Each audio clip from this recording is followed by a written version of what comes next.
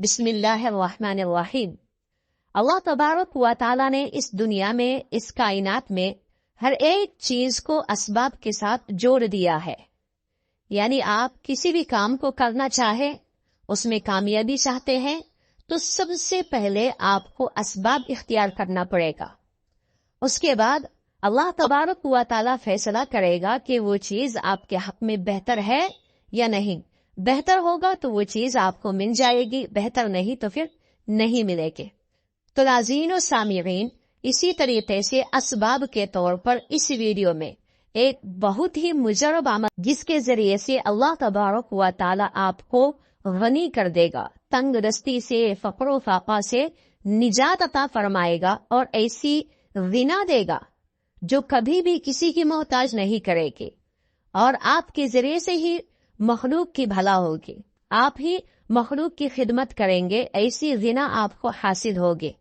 तो इस वीडियो में जानिए हदीस मुबारक के अल्फाज के मुताबिक अल्लाह के नबी सल्लल्लाहु अलैहि वसल्लम के फरमान के मुताबिक आपको बताने की कोशिश करूं। तो नाज़रीन और सामिरीन, आपको पूरे दिन में सिर्फ 11 मरतबा इस अमल को कर दी है, वो है सूरह मुज़्ज़मिल का अमल। पूरा तरीका जानिए इस वीडियो में। इस वीडियो को आखिर तक देखिए ताकि आप मुकम्मल तौर पर समझ सके। अल्लाह के नबी सल्लल्लाहु अलैहि वसल्लम का फरमान है, नबी करीम सल्लल्लाहु अलैहि वसल्लम का, कि जो शख्स इस सूरह मुबारक की मुसीबत की हालत में तिलावत करेगा, जो कोई भी मुसीबत हो, जो कोई भी परेशानी हो, उस वक्त तिलावत करेगा तो अल्लाह तबारक व तआला उसकी तमाम की तमाम मुसीबतों को दूर फरमाएगा, परेशानियों को खत्म करेगा, उस वक्त इमीडिएटली खत्म करेगा, फौरी तौर पर खत्म करेगा। मुसीबत के वक्त कोई भी आपको मुसीबत पहुंचे, कुरान करीम निकाले, फौरन इस सूरत की तिलावत कर ले, मुसीबतें उसी वक्त खत्म हो जाएंगे।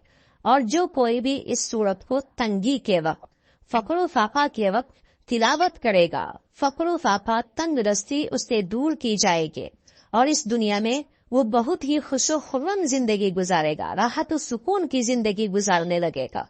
इस सूरत को जो कोई भी तिलावत करे, तो नाज़रीन और सामिरीन आगे सुनिए कि आगे आपको और भी क्या क्या फायदे होंगे। और जिस मुश्किल के लिए भी तिलावत की जाएगी तो वो मुश्किल आसान हो जाएगी।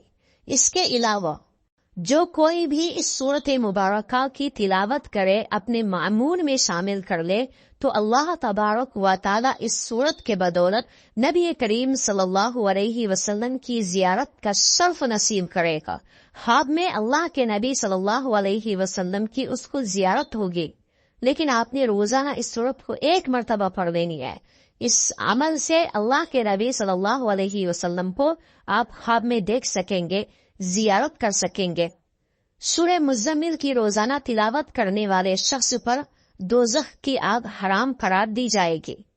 अगर इस सूरह मुबारका को लिख कर मरीज के गले में, बीमार के गले में डाल दी जाए तो शिफा पाएगा। इतनी ज्यादा इस सूरत की फजीलतें है और इससे कहीं ज्यादा इस सूरत की फजीलत है।